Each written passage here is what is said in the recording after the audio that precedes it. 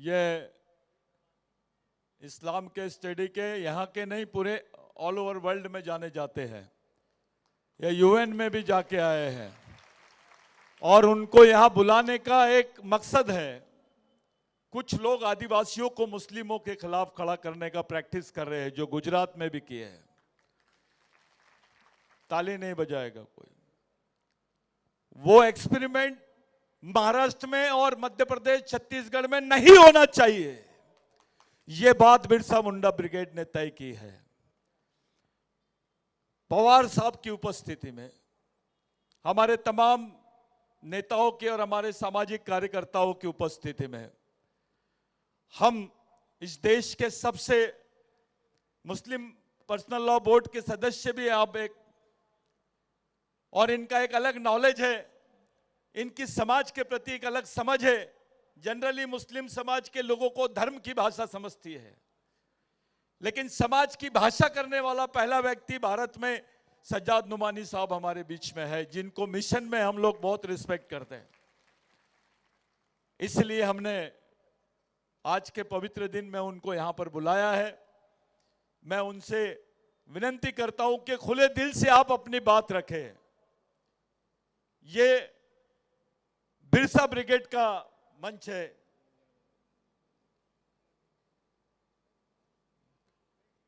आप बैठ के बात करेंगे। पवार साहब की उपस्थिति में हम सज्जाद नुमानी साहब को यहां बुला रहे हैं। आप लोगों से विनती है, इनका जोरदार तालियों से स्वागत कीजिए।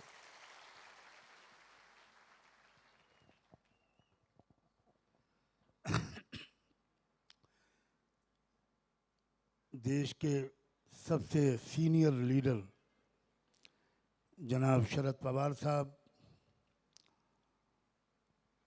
मेरे बहुत ही प्यारे दोस्त और साथी सतीश पंडाम साहब, मैं सबके नाम नहीं जानता और समय भी बचाना चाहता हूँ। दूर दूर तक बैठे हुए भाइयों बहनों, नौजवान बेटों और बेटियों, आप सबको अपनी तरफ से और समस्त भारतीय मुस्लिम समाज की तरफ से सबसे पहले मोहब्बत भरा सलाम पहुंचाता हूं।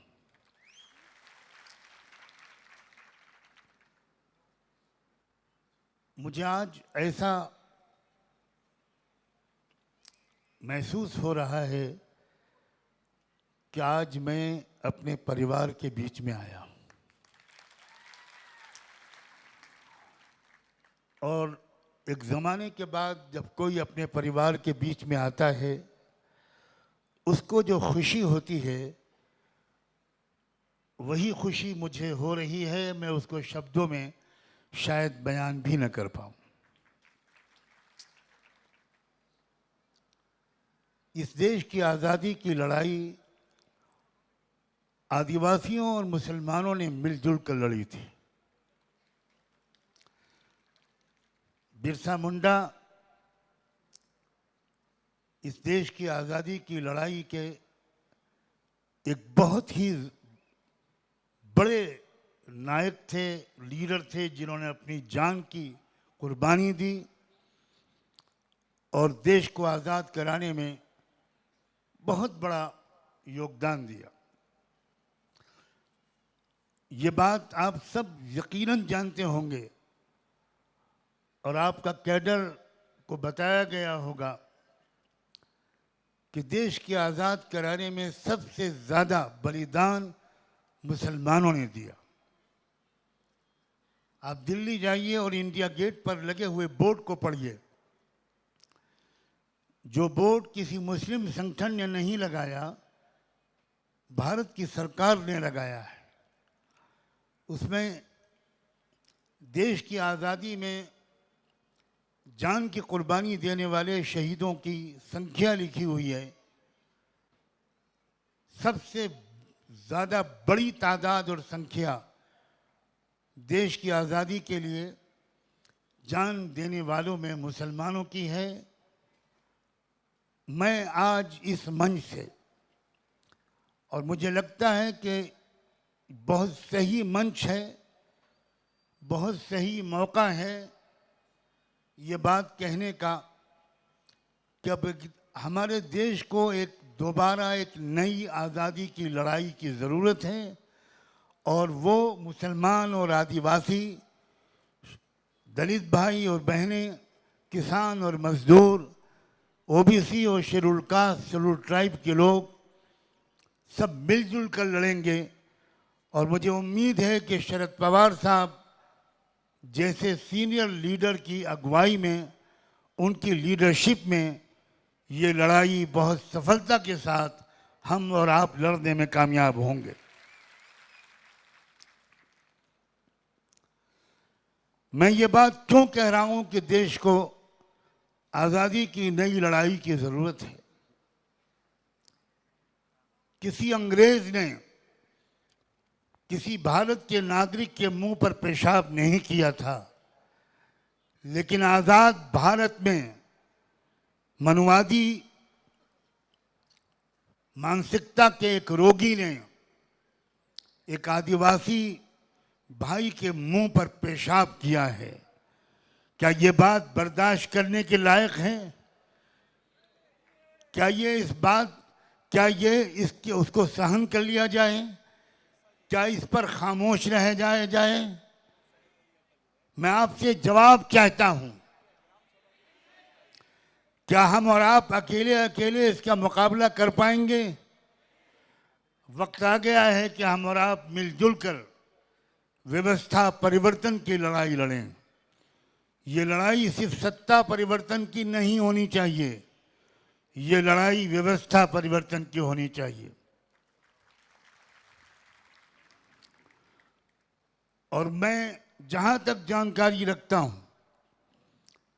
जितनी मुझे मिलने जुलने का मौका मिला है, मुझे आशा है, बल्कि विश्वास और यकीन है कि बिरसा ब्रिगेड देश के नौजवानों, देश के तमाम आदिवासियों को खास तौर पर ऑर्गेनाइज कर रहा है, एकता की लड़ी में उनको पिरो रहा है और उनको भारत की आज़ादी की नई लड़ाई के लिए जो संविधान के रोशनी में लड़ी जाएगी, कानून के दायरे में लड़ी जाएगी, जिसमें बदले में किसी के मुंह पर पेशाब नहीं किया जाएगा, जिसमें किसी का खून नहीं बहाया जाएगा, बल्कि अपने वोट का सही इस्तेमाल करके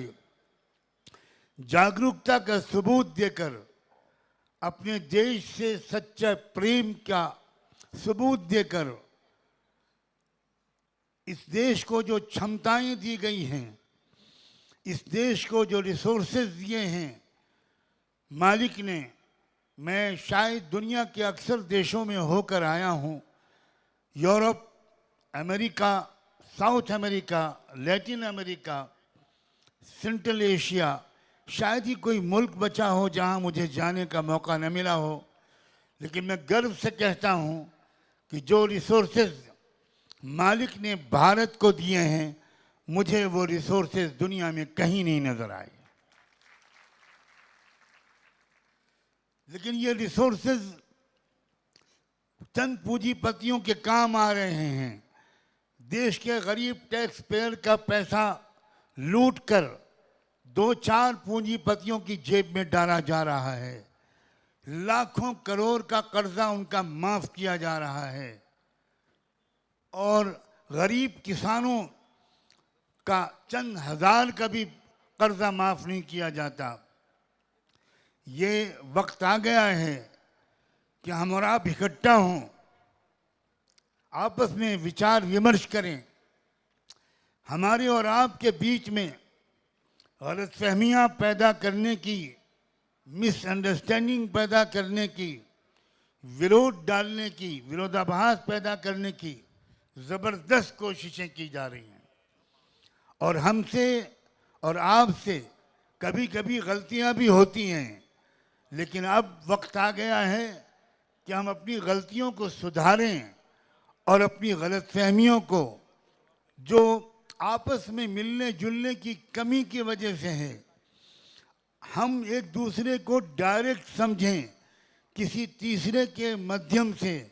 जब तक हम एक दूसरे को समझने की कोशिश करते रहेंगे, हमेशा हमारे दरमियान एक फासला बना रहेगा, एक दूरी बनी रहेगी। अब हर शख्स से मैं आपसे अनुरोध करता हूँ कि आपस में पड़ोसियों से मिलें, अपने मोहल्ले में, अपने गांव में, अपने इलाके में मुस्लिम समाज के लोग, आदिवासी लोग एक दूसरे से पारिवारिक और व्यक्तिगत संबंध कायम करें, दोस्तियां करें, एक दूसरे के घर में आएं जाएं, मुलाकातें करें। आप सोचिए ज़रा,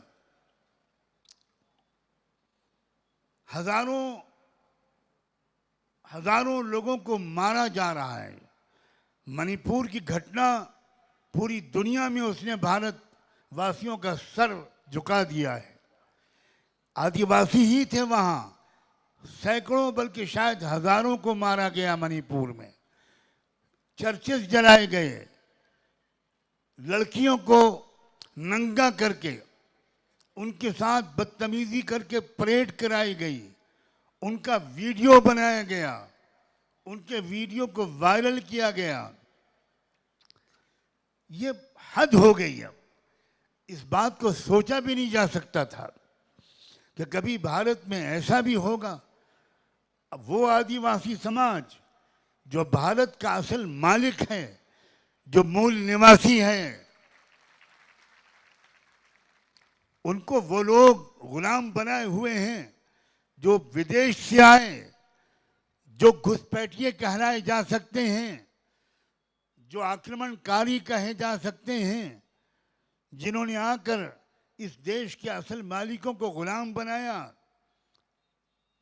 उन आदिवासियों को जो सबसे पहले इस देश को जिन्होंने बसाया था और सजाया था, मैं समय को बचाने के लिए आदिवासियों की पुराने कारनामे, उनकी पुरानी हिस्ट्री को आपके सामने बयान नहीं करना चाहता, और शायद आपके सामने बयान करने की ज़रूरत भी नहीं है। लेकिन मैं मुस्लिम समाज के लोगों से ये ज़रूर रिक्वेस्ट करूँगा कि अब आदिवासियों की हिस्ट्री को पढ़ें। इनमें जो क्षमता खुदा ने रखी थी और रखी है, इनमें जो सलाहियत है, इनमें जो उमंगें हैं, इनके अंदर जो कैपेसिटी और मेंटल एबिलिटी है, उनको शिक्षा से वंचित किया गया, उनको मौलिक अधिकारों से वंचित किया गया। संविधान में जो कुछ अधिकार उनको दिए गए थे वो विशेष अधिकार थे। इनको तो वो अधिकार थे जो भारत में किसी को नहीं दिए गए।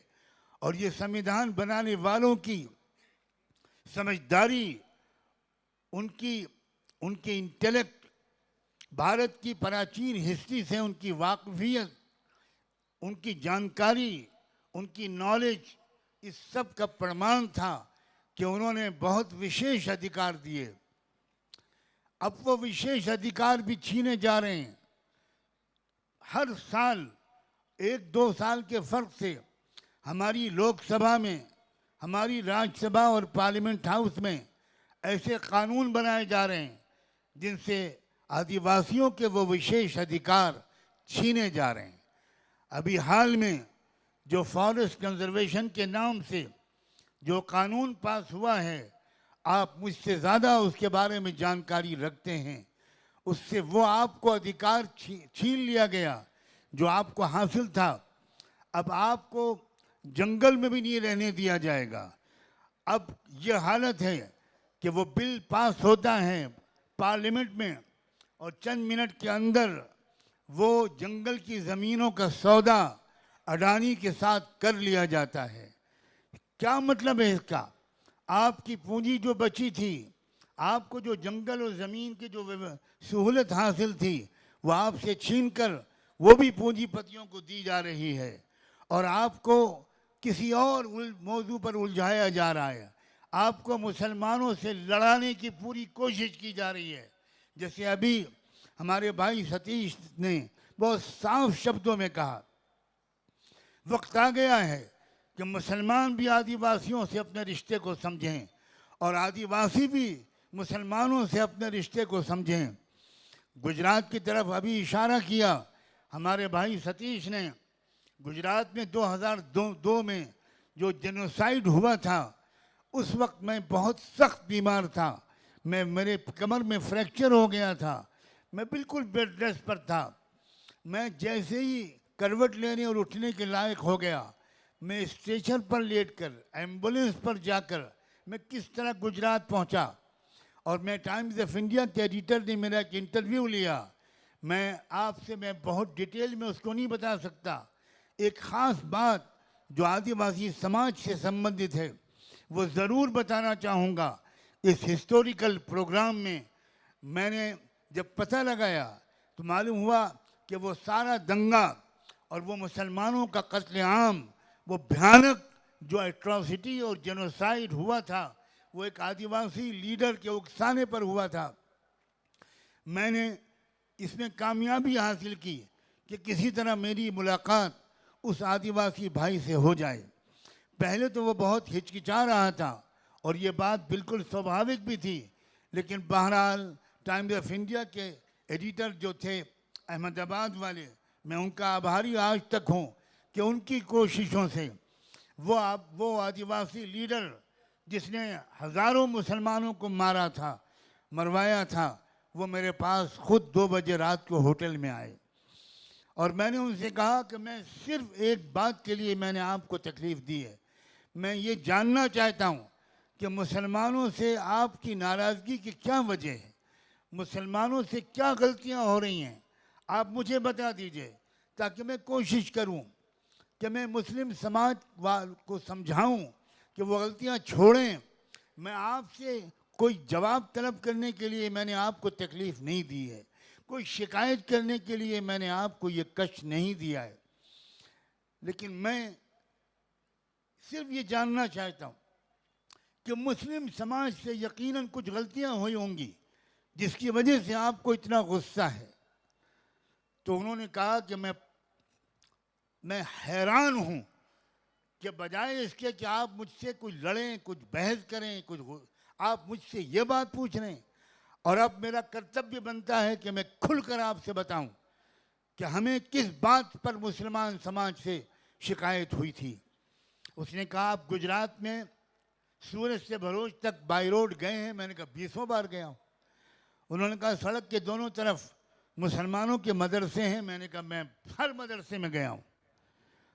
उन्होंने कहा कि हम पिछले 20-25 साल से देख रहे हैं कि उन मदरसों में सम्मेलन होते हैं, जलसे होते हैं, चमचमाती हुई कारें आती हैं, बहुत हज़ारों लाखों की तादाद में लोग आते हैं, खाना पकता है और वो खाना जो बच जाता है वो नालों में फेंक दिया जाता है। ये बात ने मुस्लिम समाज के जो लोग यहाँ बैठे हैं, और ये मेरी बात यहाँ से लाइव जा रही है, पूरी दुनिया में लाखों लोग इसको सुन रहे हैं। मैं ये बात मुस्लिम समाज को मुखातब करके एड्रेस करके कह रहा हूँ कि वो खाना फेंक दिया जाता है और नालों के किनारे हम गरीब आदिवासी जो सुअर चराते हैं वो देखते रह जाते हैं और हमको आधी रोटी भी नहीं दी जाती। इस वजह से हमारे दिल में एक आक्रोश, एक गुस्सा 20 साल से पल रहा था।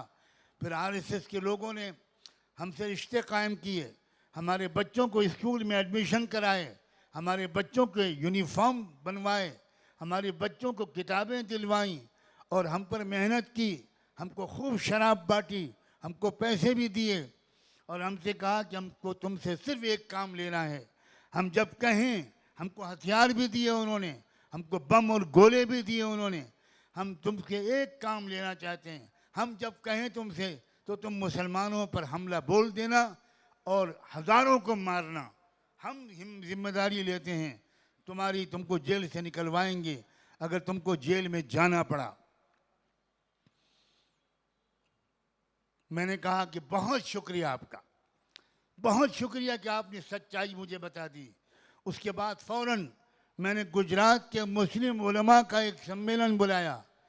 तकरीबन 60,000 उलमा सिर्फ स्कॉलर्स वो आए और मैंने उनके सामने उस आदिवासी भाई की शिकायत और बताया मुसलमानों से कि क्या गलती हो रही है हमसे और तुमसे।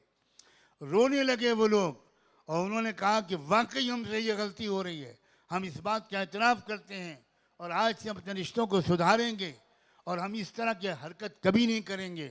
उसके बाद से लोग, अब क्या गुजरात का माहौल बदला यह आपको बताएंगे सतीश जैसे लोग और गुजरात से आए हुए कार्यकर्ता, कितना माहौल बदला और कितने और मज़ीद वहाँ पर काम की ज़रूरत है।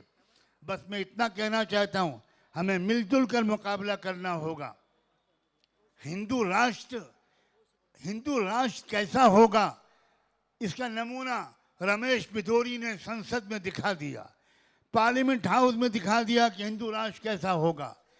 लोकसभा के पटल पर, लोकसभा में खड़े होकर ऐसी गंदी गालियां जो मैं यहाँ कभी भी रिपीट नहीं कर सकता, वहाँ बकी जाएंगी और एक ऐसे मुस्लिम मेंबर ऑफ पार्लियामेंट को बकी जाएंगी जो बहुजन समाज पार्टी का सदस्य है, जो बहुजन समाज की तरक्की के लिए काम कर रहा है। वो सिर्फ मुसलमानों की आवाज़ नहीं उठाता, वो बहुजन समाज की आवाज़ उठाता है।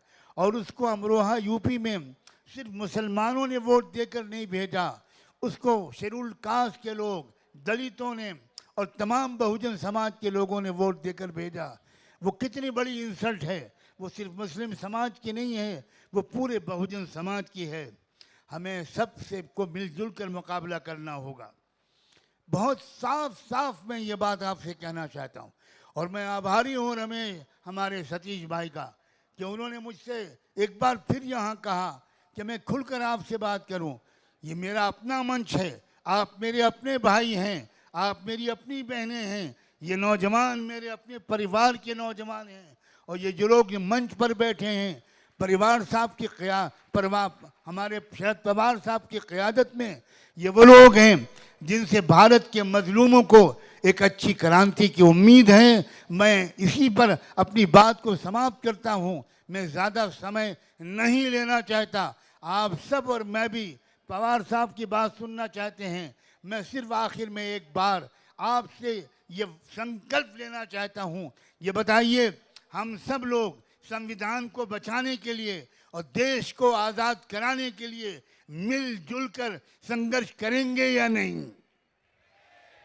अभी आवाज़ आपकी हल्की है, बूढ़ा मैं हूँ, मेरी आवाज़ हल्की होनी चाहिए। और जोर से बताइए, हम सब मिलजुल कर संघर्ष करेंगे या नहीं करेंगे? गली गली, कूचे कूचे एकता का पैगाम पहुँचाएंगे। हमारी महिलाओं से मिल अपने संबंध रिश्ते बढ़ाएंगी। मुसलमान मर्द, आदिवासी मर्द, मुस्लिम नौजवान, आदिवासी नौजवान सब मिलजुल कर इस देश को दोबारा उसी तरह आज़ाद कराएंगे जैसे हमने पहले आज़ाद कराया था। आप सबका, इस मंच का, सतीश भाई का बहुत बहुत शुक्रिया, धन्यवाद।